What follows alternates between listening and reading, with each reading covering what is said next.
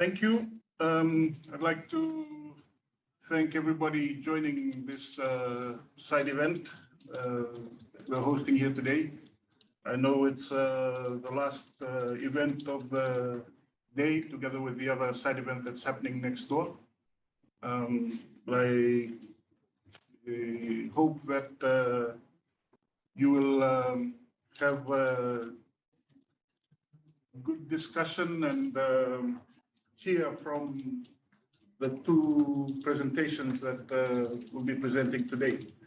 What I want to start off doing is just to highlight the UN decade for ecosystem restoration. The UN General Assembly designated 2021 through to 2030 as the UN decade for ecosystem restoration. And the basic idea is that we need to address the triple planetary crisis of biodiversity loss, climate change, and pollution management. So while the name of the decade seems to be about biodiversity and ecosystems, it really addresses all three of those triple planetary crises that we face.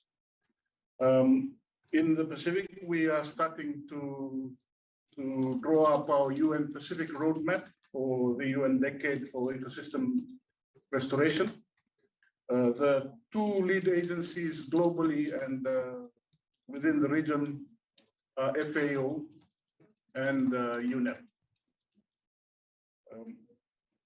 What we wanted to do with this side event is to pick on two initiatives that we are currently doing in the region that we will use to highlight some of the things that need to be done during this decade. The first is a presentation by Jeff Seddon from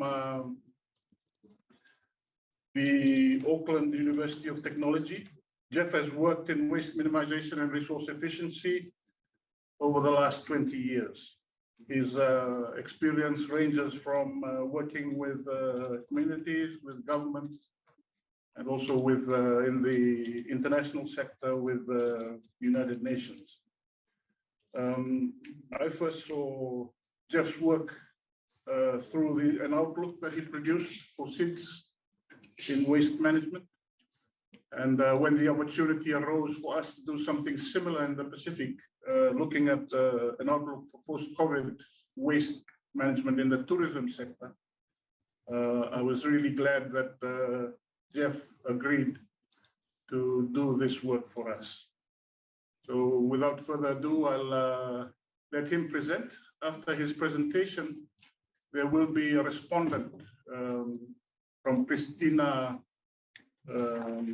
Nali, who is with the South Pacific Tourism Organization and is the manager for their sustainable tourism program. Thank you. Over to you, Jeff. You're muted. Thank you, Sefa. Just sharing my screen. Firstly, I'd like to thank SPREP and SPTO and UN Environment for sponsoring this piece of work. It's looking at the linkage between tourism and waste, and particularly we're looking at what could a green recovery look like after COVID-19. And the first thing is that tourism can be a very wasteful experience. A study done in the Maldives in Malé came to the conclusion that tourists waste 3 times more than locals, and there's no reason to expect that something would be different in the Pacific. So we're looking at very wasteful people who are coming to these islands, and even more so when we get to look at the post-COVID situation, where people are likely to want to be more into the line of single-use packaging, etc. So what does tourism waste consist of in this sort of context? Well, it's in 2 bits. The first bit is accommodation. And when we talk about accommodation to waste, we're talking about construction and demolition waste. We're talking about disaster waste, particularly in the outer islands. Also electronic waste of all sorts, and then there is wastewater. And on the other side, we have supplies, and these form food and particularly packaging. So those two also go together. If we look at food exports, we see that the Pacific Islands are very big importers of food. We see there from just taking it from New Zealand, which is only one country exporting to the islands, we see that Fiji has over $160 million worth of food coming from New Zealand. And it goes on, you look at the top 9 countries there, and they're all above $10 million. Well as the food, we've also got the packaging attached to it. So primarily this packaging is glass, cardboard, plastics, aluminium, and steel. And once those have been used, then there needs to be something that happens afterwards. If we look at electronic goods, we see that the predicted lifetime and the actual lifetime are 2 different things. So your predicted lifetime, for example, for a mobile phone, is somewhere in the order of 4 or 5 years, but it drops down to about 3 years in actual use. So we're generating more waste from electronics than we would anticipate. What are the disposal options? Well, basically, in the islands, the disposal options come down to their local dump or the marine environment. If we're looking at diverting it, there are a number of issues that have to be sorted out. First one, high shipping costs. Secondly, you've got low volumes. We have responsibility beyond export. Who is responsible? There is no one really who's got responsibility on a chain of custody. We have export taxes on recyclable materials. And then there's the regulations from those countries that are taking in these goods. And then on top of it, we have low global market prices. So these are all infrastructure problems. If we look at the human side of things, we've got equipment, operation, and maintenance. We've got collection difficulties from remote islands. And then on top of that, we've got limited human capacity to be able to manage the whole system. So in trying to do things a little bit better, we have a number of frameworks that we can look at. First of these, the Sustainable Tourism Framework, which I'm sure those of you from the tourism sector will know quite well. But where does waste come in? Well, there it is, transitioning to a low carbon, resource efficient sector. And that's where the focus of this piece of work is all about. The next part is the Sustainable Development Goals. And you'll notice that for all of those 17, or for each of those 17 development goals, there is a way that waste can contribute to achieving them. So it's very central to this whole piece of work of looking at sustainability. There's the circular economy, where you've got the idea of once things are in the system, then keep them there. So on one side, the left-hand side of this butterfly diagram, you've got the organics, and on the right-hand side, you've got all the other pieces that are supposedly the inorganics. And keeping them in the technosphere is a very important factor in order for us to become more sustainable. So one of the ways of looking at this is a framework for a circular economy, and this one just happens to be the 10R framework. And you know, you've heard of the 3 Rs, where you've got the reduce, reuse, and recycle. Well, then, and you've got added these factors. But here, with the 10 Rs, we start right at the very top and think, well, let's refuse. Why could we actually do this? What can we do without it?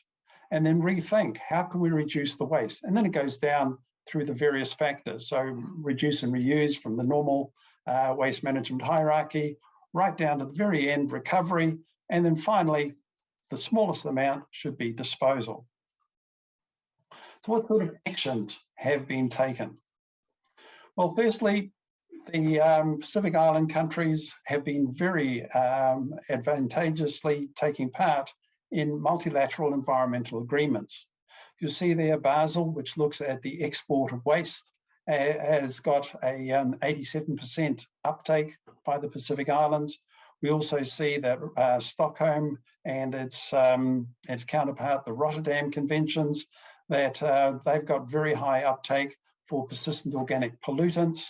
We have the Waigani Agreement, which is the regional agreement that brings into effect the Basel Convention. And then there's the Minamata, a much later one coming in 2013, and it's still gaining popularity in terms of eliminating mercury. So the second thing is that countries have moved to work on single-use plastics. And there are 16 PICs have banned them, and another 2 have levied them. So that's covering most of the Pacific. And that becomes a stream that is hopefully dying out. But there are also environmentally sound technologies that we can use. And they're not particularly grandiose technologies, they're things that can be easily done. So if we look at construction and demolition, there's inventory control. Don't add more or don't buy more than you actually need. And if you do buy more, well, how about returning the unused materials? If you do end up with waste, then what about separating the waste materials? They're much easier to use and reuse and recover than when it's all in a big mass. There's an opportunity to reuse rocks, bricks, and concrete in things like in walls and in land reclamation, sea walls, those sorts of things. Recycling stones and concrete can be into base course, and then work on the idea of deconstruct, not demolish, so that you can reuse as much of the material as possible. Accommodation wastewater is another factor. If you replace fresh water with salt water, you use less chemicals. So therefore, it is much better on the environment. And separating grey water and black water. So your grey water from kitchens and bathrooms and all sorts of things, areas like that, can be used for food production to water the land and also provide nutrients. And rainwater harvesting can stop the massive use of water and enable these facilities to go ahead and utilise what comes out of the sky. There's also been a long-term idea of let's work at bulking together our recyclable materials. So the original idea about 15 years ago was to look at smaller islands, sending it to larger islands, coagulating, and then send it off to particularly Asian or Australasian countries for processing. But since that has come about, we've seen the Moana taka initiative that covers this whole thing, but in much better detail. And I won't go into more detail than that because Steve is focusing on the developments there. But just to mention, that's an important initiative that has been very successful so far. What about building back better with regional and local initiatives?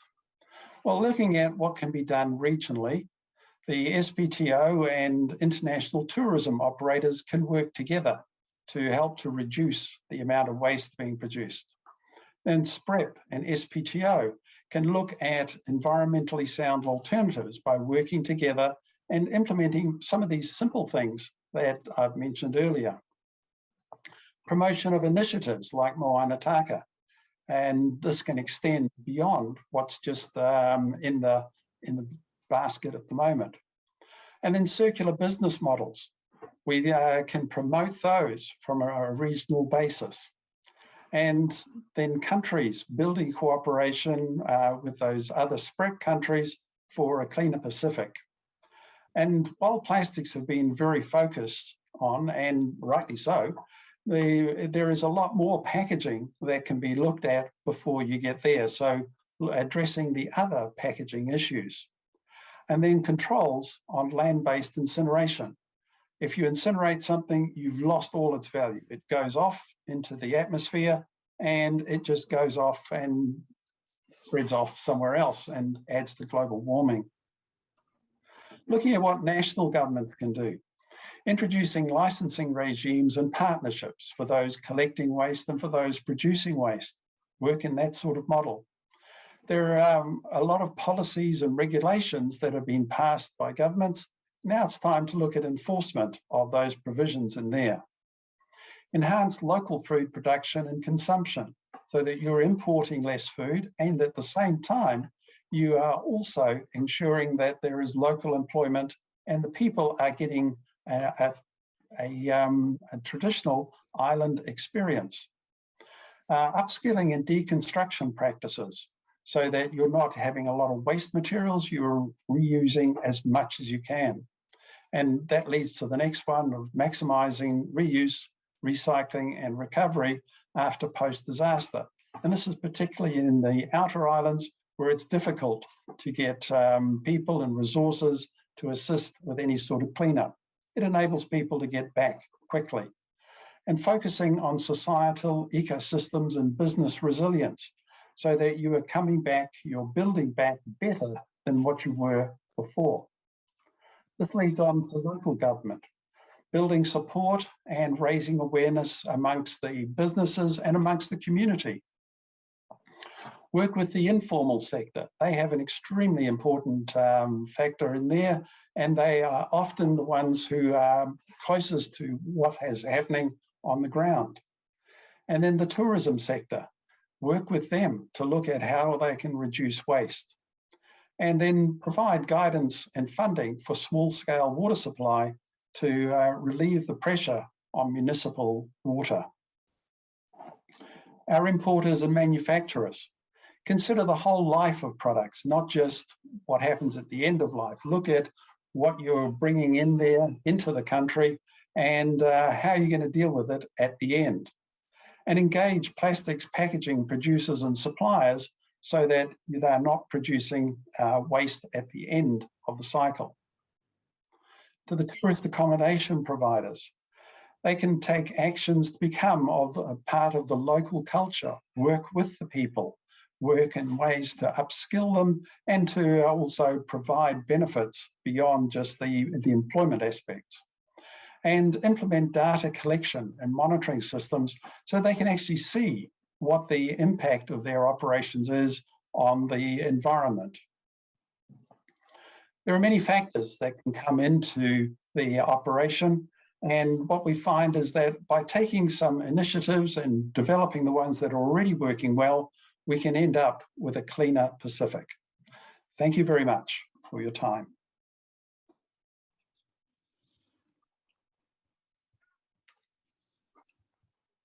I'll hand over to Christina now, who's our respondent for this presentation. Thank you, Sefa. Ta'alofa Lavan, Pacific greetings, our colleagues and partners, member countries who are here today. Christina from the Pacific Tourism Organization. For those of you who are not very familiar with SPTO, we are the regional intergovernmental organization mandated for tourism development and promotion. And we also have about 200 private sector members. Now, SPTO works with our member countries in ensuring that our islands and people are empowered by and benefiting from sustainable tourism. First off, I'd just like to acknowledge the work that has gone into putting together the report, particularly to UNEP and also SPREP for inviting SPTO to be a partner. Acknowledge the work of Dr. Jeff Seeden for this work and the opportunity to provide input. We see this as the first comprehensive report on tourism and waste in the Pacific. And so for us, it will be a very useful resource, not only for our national tourism organizations, but also private sector and communities that we work with, as well as our partners. And of course, in the work that we do in promoting sustainable tourism, There is a lot of focus around sustainability, but sometimes we do not have the opportunity and the avenues to engage more effectively because of the lack of information. And so I really see this as a very good, useful tool for tourism in the Pacific. Jeff, you mentioned in the report too, and your presentation here, the Pacific Sustainable Tourism Policy Framework. And the report has really come at the right time. And for us in tourism, the pandemic has really presented that opportunity to rethink and reset the way we develop the sector. So this is a very important economic sector for our region. And so we need to work together in ensuring that the wasteful people can be turned into resourceful people for our region. It's so important to the economic stability of our island nations. And so on that note, the Sustainable Tourism Policy Framework provides that regional platform for engagement, more genuine discussions and collaboration amongst all partners, international, regional and national level, to talk about the actions that we need to implement immediately. Goal 4 of that framework, as you've highlighted correctly there, focuses on healthy islands and oceans, and that's where we see the connection of what we do in terms of, promoting an economic sector, but also making sure that we seek the protection of our islands and oceans, but also in terms of building the resilience of our people and islands through transitioning to a low emission, resource efficient sector. And lastly, I think the report and the presentation here highlighted for us the importance of holistic approaches to waste action in the region, specifically when looking at the way that tourism, or the level or the significance of our tourism, has been affected by COVID. It really highlights the importance of all of us working together to ensure that we recover more sustainably, and also looking at strengthening those partnerships with SPREP, with UNEP, with our private sector, and building the capacity of our local suppliers, because without alternatives, we will continue to see imports coming into our Pacific Island countries. And we do look forward to, how we can work together in tracking progress and data collection on how well or how slow we are moving as a sector. So again, thank you very much to all the partners. It's a pleasure working with you, Jeff, and as well as the team at SPREP and UNEP.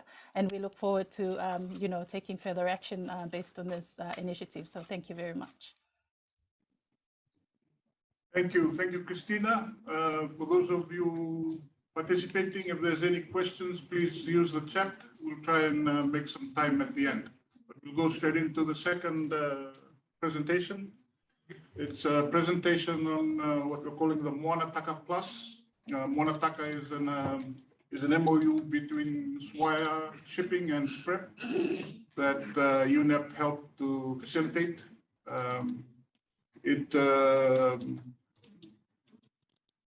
looks at plugging that gap where shipping costs make it untenable for a lot of recycling to happen.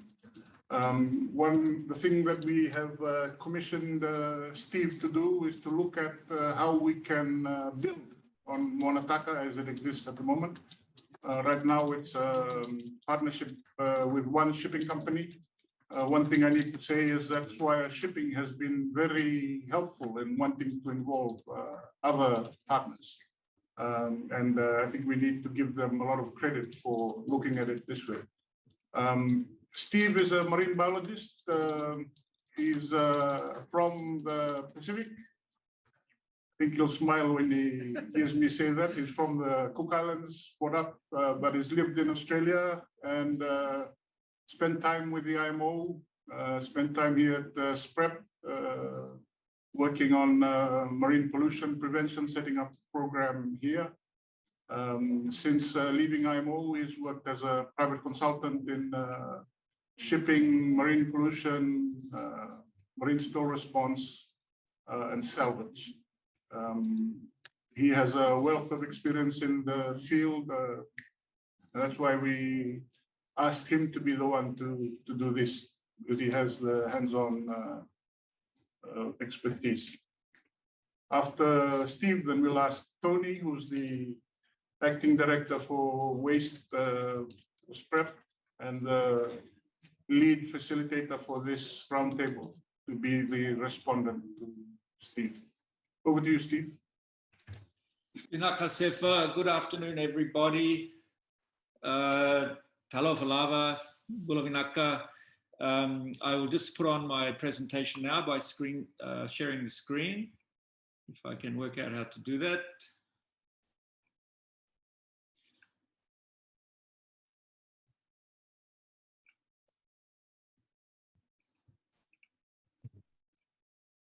Okay, do you have that one? Yep, that looks great. Okay, so I'll jump straight into it because I am conscious of the time requirements. So the project that I'm working on with UNEP and SPREP is Moana Taka Partnerships Plus. I'd just like to point out this is a joint presentation by Sefa and myself because it's his initiative. And I'll just give you a little bit of background in terms of the purpose of the presentation. So I'm just using this presentation to make you all aware of the MTP Plus, report progress to date, seek any early inputs, feedback and views from yourselves as stakeholders. And also we want to start the process of beginning to attract new partners. I'd just like to acknowledge also Kakuko Nagatane Yoshida from UNEP and her recent promotion as Global Coordinator for Waste and Pollution, and also acknowledge Sefa for initiating this project, and also to congratulate him on his forthcoming assumption of the role as Director General of SPREP next April.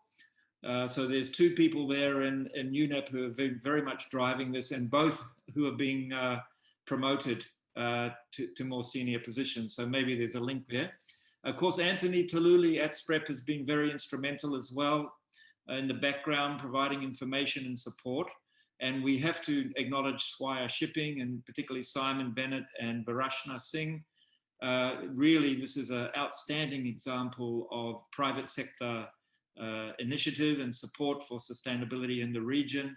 And we really hope that Swire's trailblazing approach to this will be picked up by other shipping companies, and they look at the example of Swire. So of course, a little bit of background, and Jeff has already provided some of this, but after climate change, waste management is probably one of the most significant challenges faced by Pacific Island countries and territories. Of course, the Pacific Islands, as Jeff was saying, import large volumes of waste-producing products to support consumption-based lifestyles. The whole world is living like this now. Of course, most of the wastes are not re-exported back to the source, so they need to be dealt with on the islands, accumulating over time. And of course, there are very serious constraints on the islands in terms of limited land area, especially on the smaller atolls, coastal inundation with rising sea levels that affects also waste management, shallow groundwater aquifers. The freshwater lens on some of these islands is just a few meters below the surface. So if there's any leaching of contaminants or pollutants from waste dumps, it becomes not only an environmental problem, but a human health problem, contaminating drinking water. And of course, many of the islands, in fact, most of the islands have limited waste and infrastructure and technical capacity. So there's really also very serious constraints in dealing with hazardous wastes. Used batteries, e-waste, waste oil, chemicals, even medical biohazard waste is a big challenge for the islands. There's really two main solutions. I mean, Jeff, I really like the way Jeff presented the 10 R's instead of the 3 R's, and I really think we need to be looking at the 10 R's. But what I really liked about that triangle was the refuse right at the top. And that is really something that for islands is in a strong position to do. And that means reducing the import of products that cause waste, prevention, refuse. And we see that with the 16 countries that have banned single-use products, plastics. So this, to me, really is the most sensible and efficient way to go. But there will always be residual. So the next best solution is to ship the waste back to source. and then contributing to the circular economy. So this initiative is the second one, shipping the waste back to source. Some wastes are already shipped out of the region commercially. PET drink bottles, aluminium cans, scrap metal, these are wastes that are not really waste, they are resources. They have a commercial value. They can be taken back into the manufacturing value chain. And there are various private companies and NGOs in the region, including, like, for example, in Samoa, the Samoa Recycling Waste Management Association, doing really good work collecting these materials and shipping them to recycling plants in Pacific Rim countries on a commercial basis. And actually, it is possible to make money doing that. However, there are a whole range of other wastes. I won't go through them. They are there on the presentation, which are not profitable to ship because the costs of treating them and disposing of them are higher than their value. So the only way to ship those wastes out of the Pacific is through something like an extended product responsibility scheme or a product liability scheme, where the manufacturer and the producer and the retailer of those products has legal and financial responsibility for getting them off the island, or the shipment is subsidized or sponsored, or a free service. So that's what we're looking at with this program. Given that, we saw the Moana Taka Partnership initiative develop some years ago. This was in recognition of the fact that shipping containers arrive in Pacific Island countries and territories full of cargo, but many of them leave completely empty because most countries in the Pacific are net importers of products, but don't really export much. Before I continue with the slide, I just want to point out that personally, I have not been involved, or I was not involved with the MTP at all. It's an initiative of UNEP, SPREP, and SWIA. So I just have a very brief introduction here, and you should talk to those parties for more information.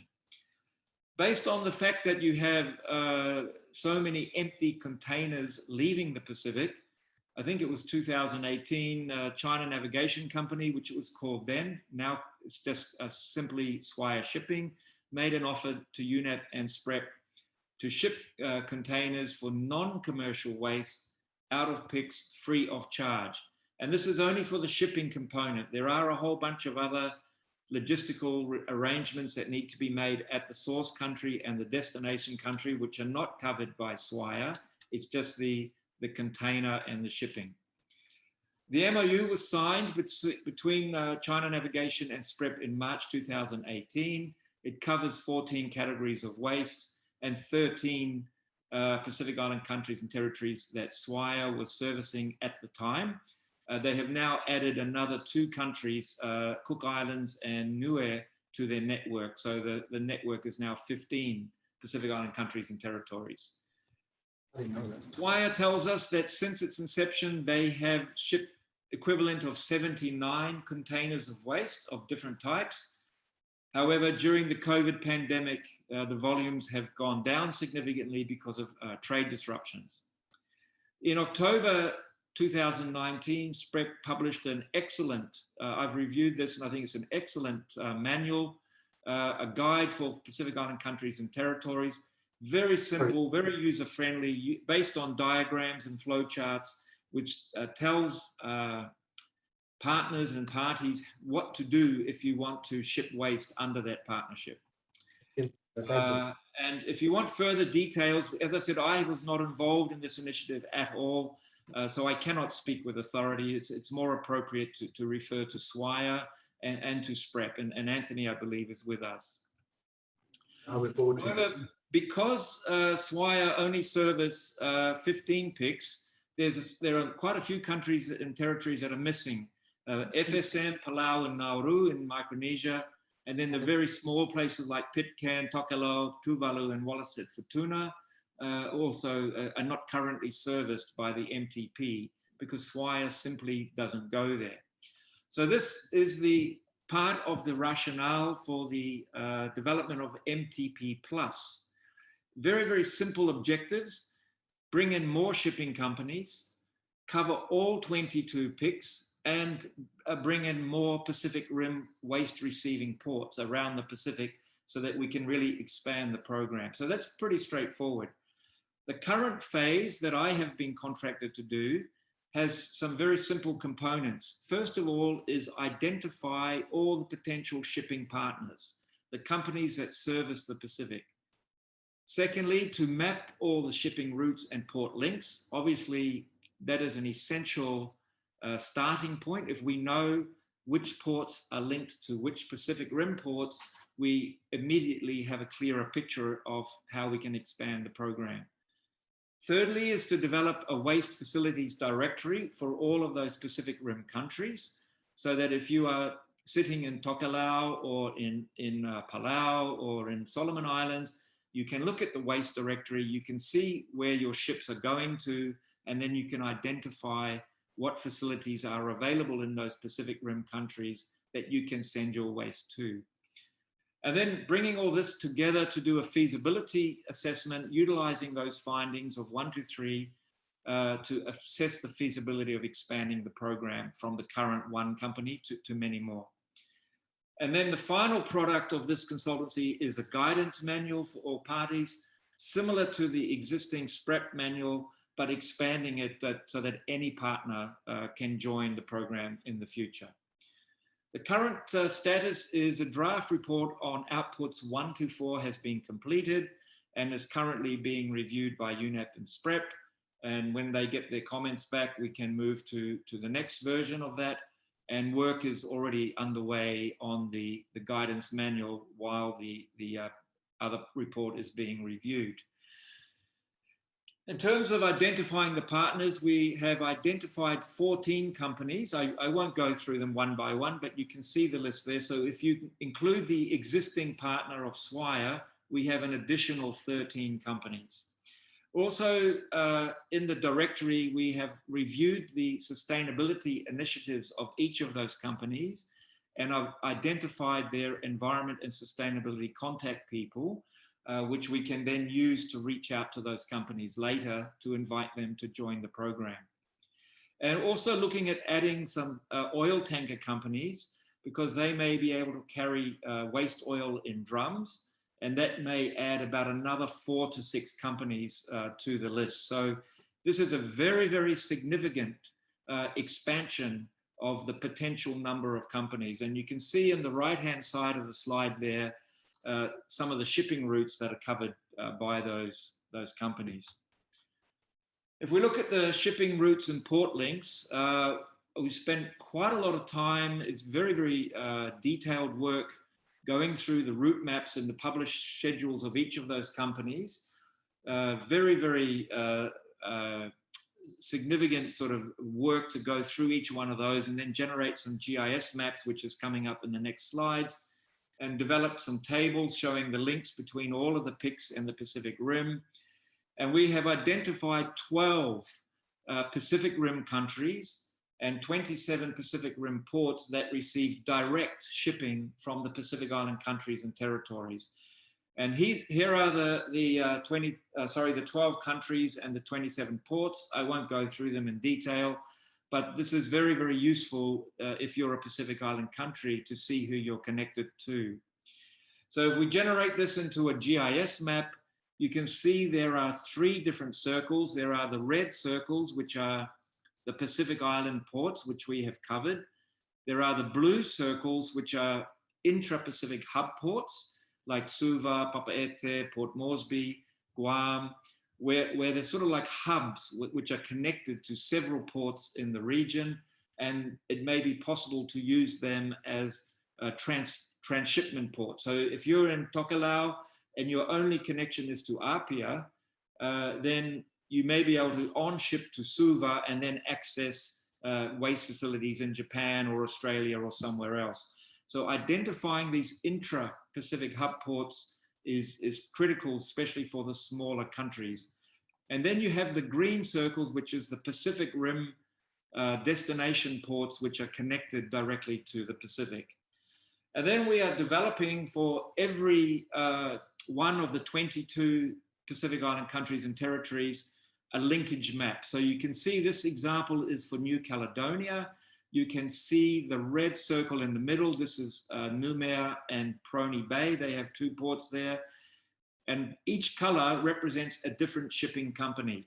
So you can see if you are living in New Caledonia and you want to ship 4 containers of waste oil somewhere out in the Pacific Rim, you can look at this map and within an instant, you visually can see where you are linked to and which company, depending on the color code, offers that service. You can then go to the directory, get the contact details for that shipping company, get the contact details for the waste facilities in the Pacific Rim port, and start planning your waste export operation.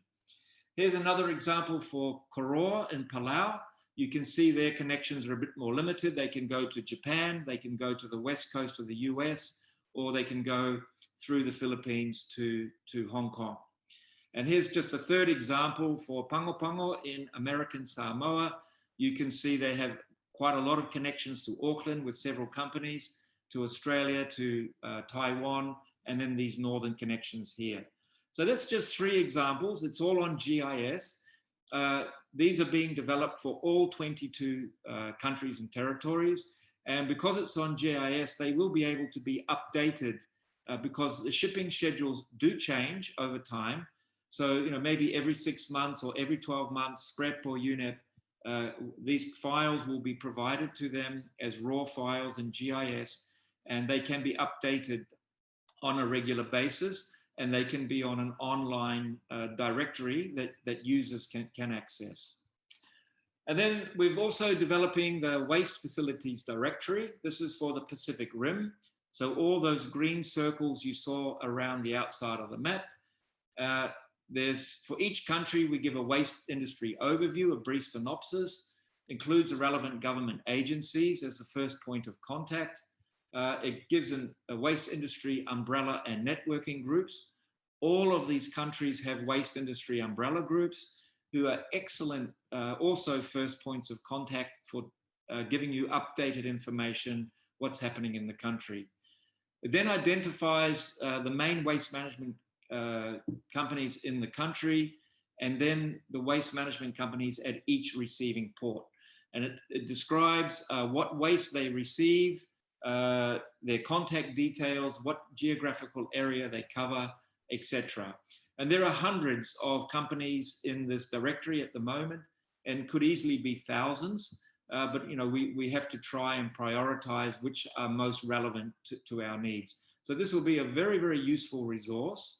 And I'm also recommending that this directory should not only be a document, but also should be a web-based directory. So it can be accessed by anybody. And again, SPREP or UNEP can update that directory regularly because, new waste management companies are coming up all the time. Some waste companies are closing down. So it does need to be updated on a regular basis. Some very interesting findings from the directory. For example, in Australia, there's a major company called Cleanaway. They have an innovative blue box system, which packs into a 40-foot shipping container and has within that container, you start at one end of the container, you put your e-waste in, and at the other end, the components of the e-waste come out in separate streams, metals, plastics, etc. And they have an extraction system for toxic mercury gas and fluorescent particles and the other toxic issues you have with e-waste. So this is a fully closed system, fully integrated, fully self-contained, that can be shipped on a ship as a shipping container to any country in the Pacific that has e-waste problems. So instead of exporting the e-waste itself, you just export the broken down products that can then go directly to shipping companies, to recycling companies in Pacific Rim countries. So I would strongly recommend that people have a closer look at this one. However, it is a commercial service at the moment. So getting them to agree to do this as a free service like Moana Taka is something that needs to be negotiated. Also, an interesting finding is that reportedly from several sources, in Japan, many of the waste facilities are operating under capacity. Some people even say they're operating at about 50% capacity. So they are actively seeking more waste imports in Japan. And then another interesting finding is that within Japan, they have an existing Recycle Ports Promotion Council, and there's the website there. And there's 22 ports around Japan that are part of this program. And they have arrangements in place that if waste arrives to one port, but that port does not have, let's say you send waste oil to one port, but that port does not have waste oil reception or treatment facilities in their region, but another port somewhere else in Japan does have waste oil treatment facilities. Using this network, you can transship waste within Japan from one port to another where the recycling service or the treatment facility is for that particular waste type. So this is a very, very useful thing, both for countries in the Pacific that are sending your waste to Japan, because you may only be connected to one or two Japanese ports, and those one or two Japanese ports may not have the right facilities for your waste, but you can utilize this network to then transship your waste domestically within Japan. And then the second interesting aspect of this model is it actually could be applied in the Pacific. So you could have a Pacific version of this Recycle Ports network, where you could perhaps have the hub ports like Guam, Suva, Port Moresby, Papeete, Honolulu, as sort of recycling hub ports that the rest of the Pacific connect into. So I would be recommending that we look much more closely at the Japanese model for potential replication in the Pacific, maybe with some adaptation. Okay, then to finish off my presentation, we had a good look at the feasibility of expanding from MTP to MTP+. So we looked at 4 feasibility criteria. The first one is the waste export demand in the Pacific. Now, country waste audits and profiles have been developed by a number of parties. The EU SPREP Pack Waste project, Pack Waste Plus project, has done some really significant and very, very useful work, not only in this area, but actually in a number of other areas. And they have some excellent waste profiles for the Pacific countries. The Pacific Region Infrastructure Facility also has done similar audits and waste profiles, which are available on their website, and they're also consolidated into a single regional report.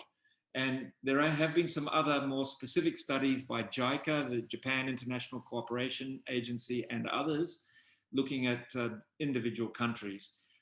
I've reviewed all of those in detail as part of this project, and basically the conclusion is very simple.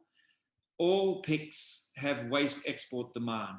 No PICs have sufficient capacity within their country to deal with their waste. The only real difference between the PICs is the volumes vary, but the types of waste are fairly consistent.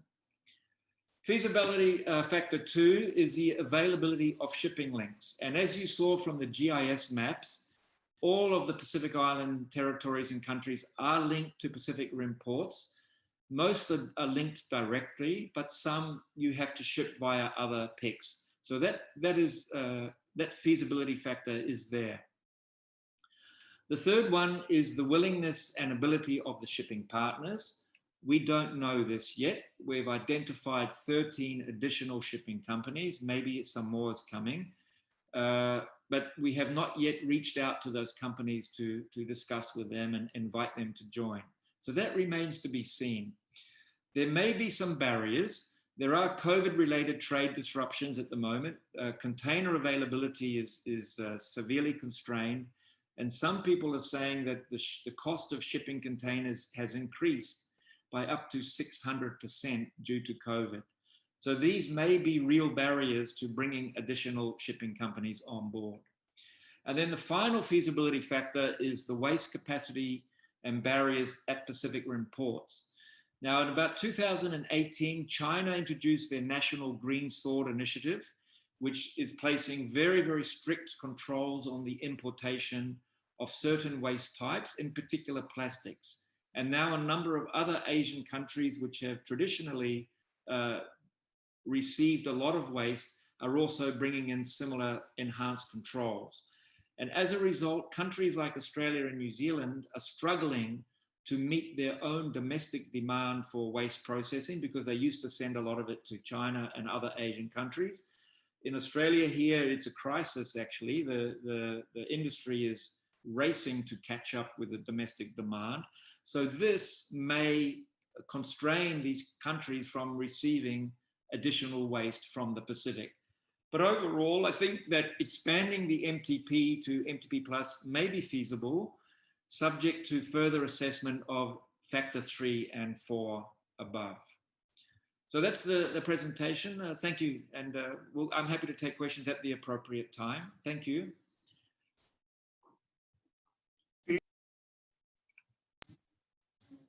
Thank you, Steve. I see a prompt saying we're running out of time Q&A. So what we'll do, we won't go to Tony. We'll just open it up for question and answer session from people in the floor if people have a burning question. If you don't, then Tony and I are always available to answer any other questions and we can get back. I'll just open it up if anybody has their hand up from the floor. Yeah. I've been kicked out. One round back. I think there was a question from Corey Chen on the amount of or which waste categories are eligible under the Moana Taka partnership.